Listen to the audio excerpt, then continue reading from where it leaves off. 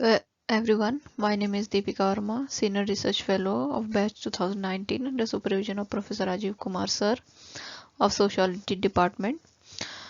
In this presentation, I would like to explain one of the very important topics of sociology, that is social processes.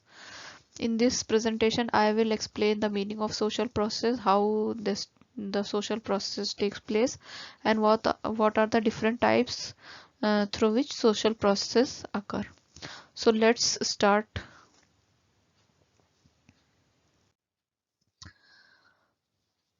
Society is a system of social relationships. The term social relationship refers to the relationship that exists among people. We may witness such relationship between a father and son, employer and employee, teacher and student, families and friends, between children, between merchant and customers, etc. So such relationships are among the most obvious features of society. Sociology must analyze and classify social relationship because they represent social fact and social data. Social relationship represent the functional aspects of society. Analyzing the classifying social relationship is a difficult task. Social relationship involves reciprocal obligation, reciprocal status, and reciprocal ends and means, as between two or more actors in a mutual contact. They refer to a pattern of interaction between these individuals. Thus, social relationship must be studied by the kind of mode of interaction they exhibit. These kind of modes of interaction are called social processes. Social processes are in the fundamental ways in which men interact and establish relationship. One of the most famous sociological thinker, McIver, says that social process is a manner in which the relations of the members of a group, once brought together, acquire a distinctive character. A. W. Green, another thinker, says that social processes are merely the characteristic ways in which interaction occurs. Ginsberg says that social process means the various modes of interaction between individuals or groups, including cooperation and conflict, social differentiation and integration, development, arrest, and decay. In this way, society contains hundreds and perhaps thousands of socially defined relationships. These relationships are beyond measurement. It is humanly impossible for any individual to make a detailed study of each and every social relationship. In this way, uh, the basic nature of social relationship can be understood through uh, the process of interaction. So let's first understand what is social interaction. Social interaction is the foundation of society. It is the very essence of social life. Hence, the concept is crucial to any study of a dynamics of society and culture. Without interaction, there would be no group life. Mere presence of individuals in a place does not weld them in a social unit or group. It is when persons or group of persons do such thing as work or play or talk together, which common end, or when they compete or quarrel with each other, that group life, properly speaking, exists. Thus, it can be said that interaction is the basic social process, the broadest term for describing dynamic social relationship. So, social interaction is the dynamic element in the society. While it is true that life is stable, confined, and defined by traditional systems, norms, and pattern ways, and it is also true that life is fast moving, dynamic, and changing, breaking out at the weak point. So, uh, these actions are functional itself, and they represent social interaction. In this way, uh, many definitions are given by different social thinkers about social interaction, in which Eldridge and Merrill says that social interaction is a general process whereby two or more persons are in a meaningful contact, as a result of which their behavior is modified, however slightly. In this way, social interaction is a reciprocal influence human beings exert on each other through interstimulation and response. Uh, there are basically two conditions for the social interaction to be possible, and it were given by the sociologist Park and Burgess. He says that there are two conditions for interaction: one is contact and second is communication. So let's see them in detail one by one. Contact is the first stage of interaction. Contact means simply a coming together of independent social units, which are the individuals. It involves a mutual response, an inner adjustment of behavior, or the action of others. There are two kinds of contacts. One is contact in time and second is contact in space. The first one refers to contact of a group with the earlier generation through custom, traditions, folkways, morals, etc. And second, that is the contact in space, refers to the relationship between contemporary individuals and groups within a particular area. The contacts may be primary and personal or secondary and impersonal in nature. Then the second one is communication. Communication is a medium of interaction. In communication, one person infers from the behavior of another the idea or the feeling of other person. It may take place at three levels: through the senses, second the emotions, and the third one the sentiments and ideas. The first two are called the natural forms of communication. They are common to men and animals. And on the sensory level, seeing, hearing, smelling, and touching all play a role in evoking responses. On the emotional level, such things as facial expression, blushing, laughing arouse responses. Communication on third level, taking place through the intellect, is strictly limited to men. Here, speech and language play an important role. Language helps man to transmit abstract ideas to his fellow beings. It facilitates the transmission of cultural heritage. With this explanation, I hope the concept social interaction is very clear to all.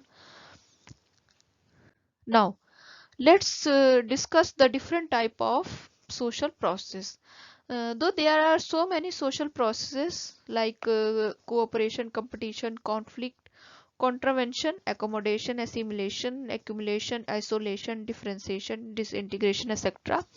But these five processes are considered as most important ones, and here I will explain them one by one. So these are cooperation, competition, conflict, accommodation, and assimilation. So let's see them one by one. First one is cooperation. Cooperation is one of the most basic, pervasive, and continuous social process. It is the very basis of social existence. Cooperation generally means working together for the pursuit of a common goal. The term cooperation is derived from the Latin words co means together and operare means to work. Literally, cooperation means joint work or working together for common rewards. The definitions which were given by different sociological thinkers, the first is by Merrill and Eldridge. He says that cooperation is a form of social interaction wherein two or more persons work together to gain a common end. Next is by A.W. Green. He says that cooperation is the continuous and common endeavor of two or more persons to perform a task or to reach a goal that is commonly cherished. Fairchild says that cooperation is a process by which the individuals or groups combine their efforts in a more or less organized way for the attainment of common objective. I hope the concept of cooperation is clear to all of you. Now let's see what are the different types of cooperation. So basically there are 5 types of cooperation. First is direct cooperation, second is indirect cooperation, third is primary cooperation, fourth is secondary, and last one is tertiary cooperation. So let's see them one by one. The direct cooperation, first one. In direct cooperation, the individuals involved to a identical function. For example, playing together, worshipping together, working, going to work together, etc. People do work in a company with other members. Performance of a common task with joint efforts bring them social satisfaction. The second is indirect cooperation. In this case, people work individually for the attainment of common end. People here do unlike tasks towards a similar end. This is based on the principle of division of labor and specialization. For example, farmers, spinners, weavers, tailors are different people engaged in different activities, but their ends remain the same, that of producing clothes. The modern technological age requires specialization of skill and functions, hence it depends on cooperation. The next one is primary cooperation. Primary cooperation is found in primary groups such as family, neighborhood, friends, children's play groups, etc. And here there is an identity of ends, which means that every member works for a betterment of all. There is an interlocking identification of individuals, groups, and the task is performed. The group contains all or nearly all of each individual's life. The reward for which everyone work are shared or meant to be shared with each other and the members of the groups. And next is secondary cooperation. Secondary cooperation is the characteristic feature of modern civilized societies, and it is found mainly in secondary groups. It is highly formalized and specialized. Cooperation is not itself a value. Attitudes are more likely to be individualistic and calculating, and most members of the group feel some loyalty towards the group, but the welfare of the group is not their first consideration. Each performs his task and thus help others to perform their tasks, so that he can separately enjoy the fruit of his cooperation. Uh, Next one is tertiary cooperation. This such type of cooperation are found between bigger groups also. It may be found between two or more political parties, caste, tribes, religious groups, etc. And it is often called accommodation. The two groups may cooperate and work together for antagonistic goals. Two political parties may work together in an attempt to defeat a third party. Still, one party may intend to seize power, while the other to get sufficient public support. In this way, these are 5 types of cooperation. Now let's see the another type of social process, that is competition. Competition is most fundamental form of social struggle. It is a natural result of universal struggle for existence. It is based on the fact that people can never satisfy all their desires. Competition takes place whenever there is an insufficient supply of things the human beings commonly desire.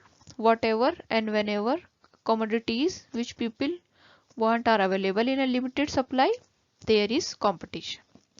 In this way, the definitions given by thinkers says that first by Park and Burgess says that competition is an interaction without social contact.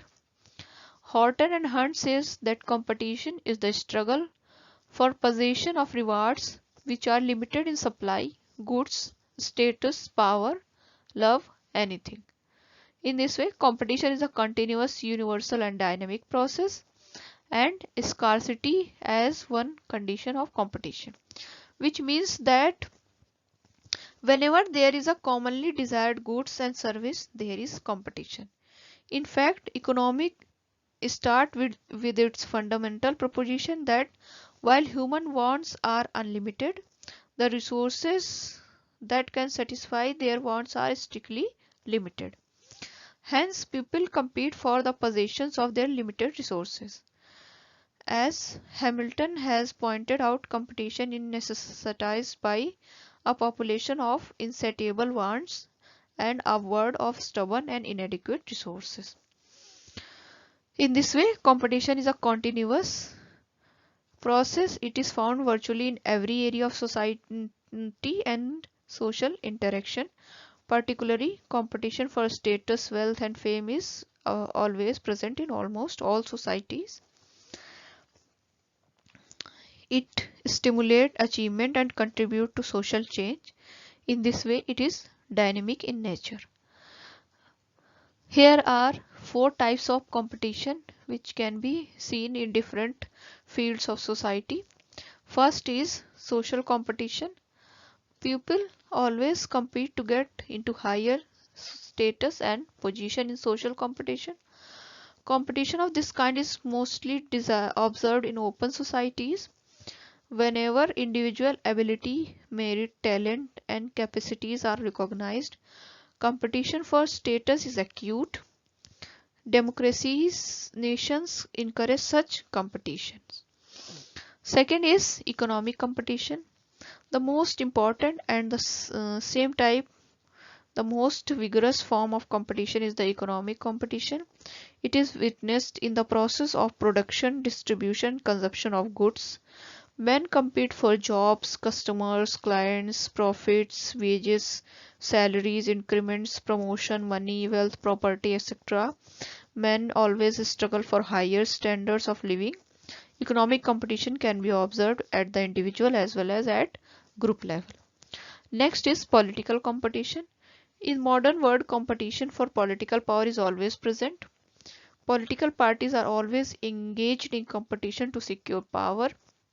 Such a competition becomes apparent, especially during elections. Similarly, on international level, there is a keen competition between nations. Nations like Russia and America and many other countries are in different political ideologies are always in competition for each other. For with each other. Next is cultural competition. Such competition is take place between two or more cultural groups. Human history provides example of such competition. For example, there has always been a competition between the culture of natives and that of invaders, like the British and the Indians, Aryans and the Dravidians, etc.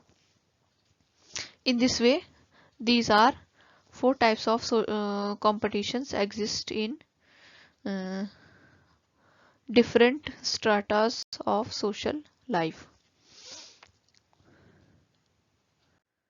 Next one is conflict. Now let's see what is the meaning of conflict and how it is categorized as a social process. Conflict is an ever-present process in human relations.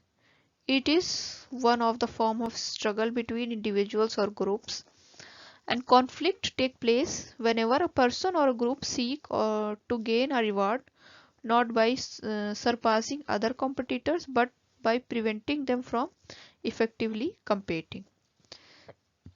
In this way, according to A.W. Green, conflict is a deliberate attempt to oppose, resist, or coerce the will of another or others.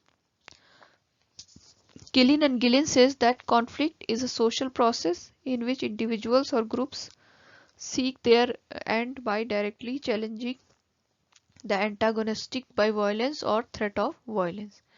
In this way, conflict is a universal process. It is universal in nature. It is conscious action and is conditioned by culture, which means that culture is affected by the nature sorry Conflict is affected by the nature of the group and its particular culture.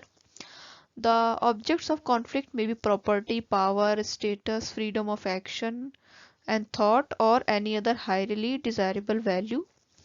When the stability of a political order is threatened, political conflict may be the result.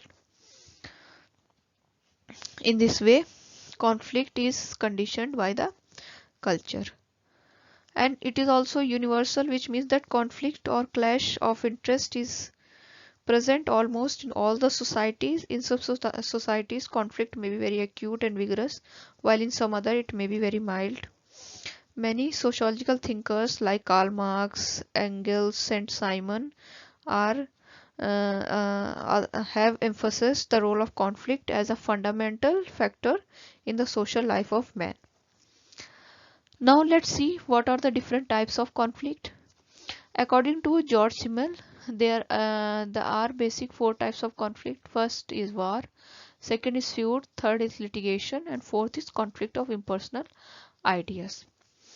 War, according to Simmel, represent a deep-seated antagonistic impulse in man, but to bring out this impulse into action, some definite objective is needed. The objective may be the desire to gain material interest. Second is feud. Feud is an intra-group conflict. It may arise because of injustice alleged to have been done by one group to another. Third is litigation. Litigation is a judicial struggle by an individual or group to protect right to possessions. This kind of conflict is more objective in nature. And next is conflict of impersonal ideas. It is a conflict carried on by the individuals not for themselves but for an ideal. In such a conflict, each party attempts to justify truthfulness of its own ideals.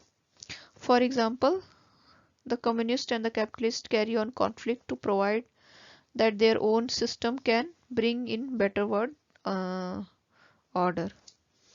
In this way, George Simmel has distinguished between these four types of conflicts. Other types of conflicts include class conflict, racial conflict, caste conflict, group conflict, international conflict, etc., in which class conflict was given by one of the famous sociological thinkers, Karl Marx, when he says that the conflict is between the social classes, the rich and poor, or the capitalists and the proletarians. Now let's see another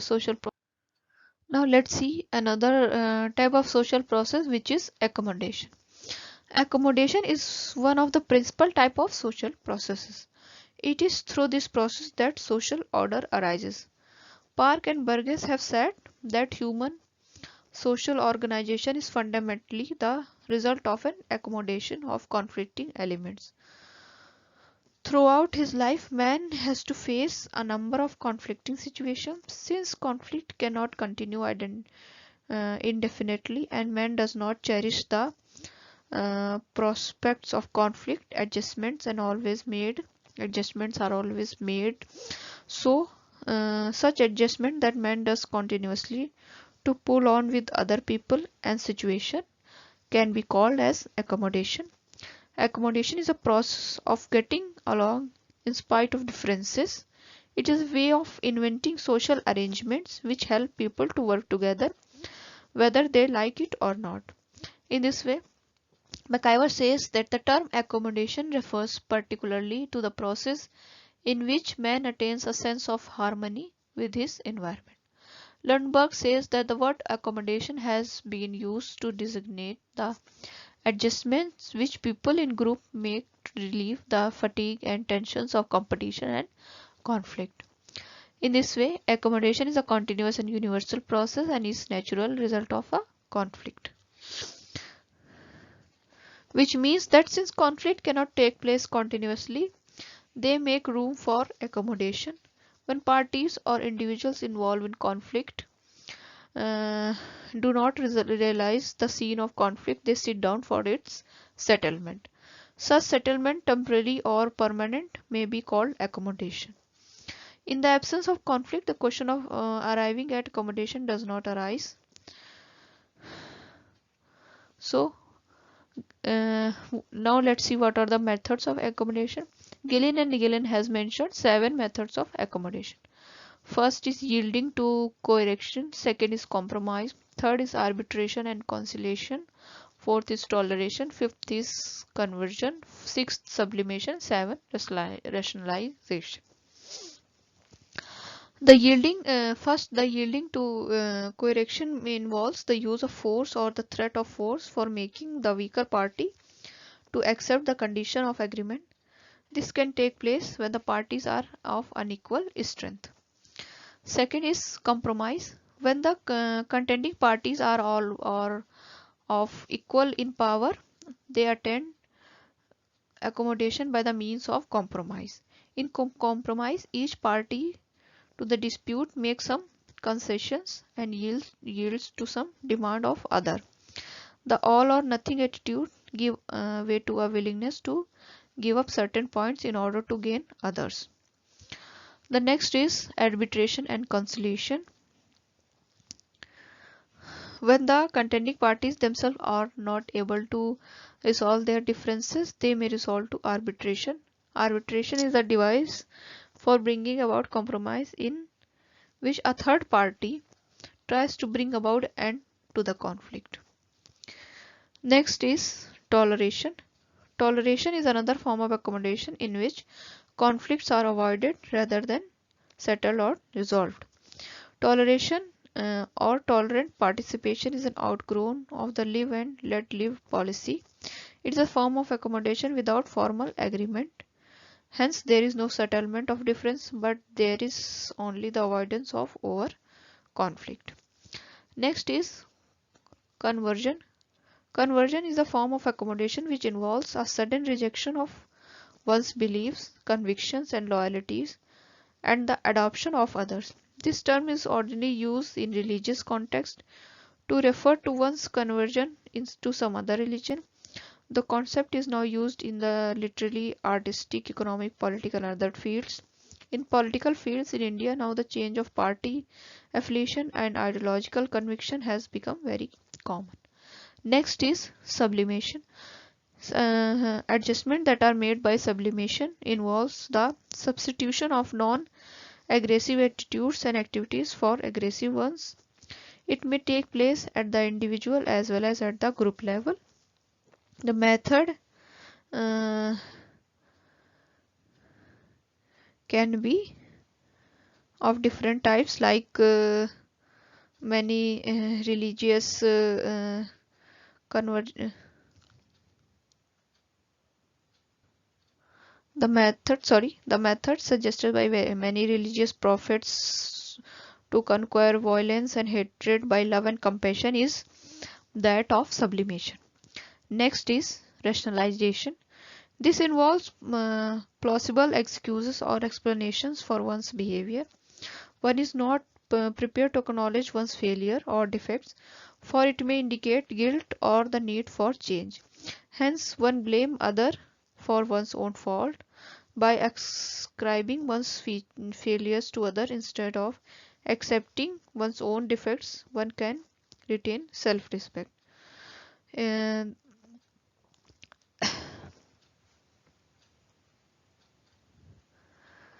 now, these are different methods of accommodation given by Gillen and Gillen. Now let's see the next process, that is assimilation. Assimilation is one of the type of interaction like accommodation. It is also a form of social adjustment, but it is more permanent than accommodation. If person to person, person to group or group to group relations were to remain at the level of accommodation only, there would not have been any fusion of groups and their cultures. So assimilation is concerned with the absorption and incorporation of culture by another. Hence, assimilation requires more fundamental changes than accommodation. When the process of assimilation takes place, the people in two distinct groups do not just compromise with each other, they become almost indistinguishable. In this way, Young and Mack says that assimilation is a fusion or blending of two previously distinct groups into one. Bogarde says that assimilation is a social process whereby attitudes of many persons are united and they develop into a united group. Ogburn and Nimkov says that assimilation is a process whereby individuals or groups, one dissimilar, become similar and are identified in their interest or outlook. In this way, assimilation is a slow and gradual process, and it is an unconscious process. It is a two-way process and also known as acculturation, which means that it's a process of assimilation. Individual group is usually unconscious of what is taking place. Mostly in a conscious manner, individuals and groups discard their original cultural heritage and substitute it with the new one. So assimilation involves the principle of give and take. It is normally preceded by another process called acculturation. Acculturation is primarily a necessary step toward assimilation. It takes place when one cultural group, which is in contact with another, borrows from it certain cultural elements and incorporate them into its own culture. So in this way, the acculturation take place. Now, toleration, intimate social relationship, cultural similarities, intermarriages, education, equal status, and economic opportunities can be some major factors for the which favor the process of assimilation. In this way, I hope the concept of assimilation is clear to you all. In this way, this was all about the concept of social processes and what are the different types of social process and how social interaction in society happens. I hope you all have gained some knowledge through it. Thank you so much.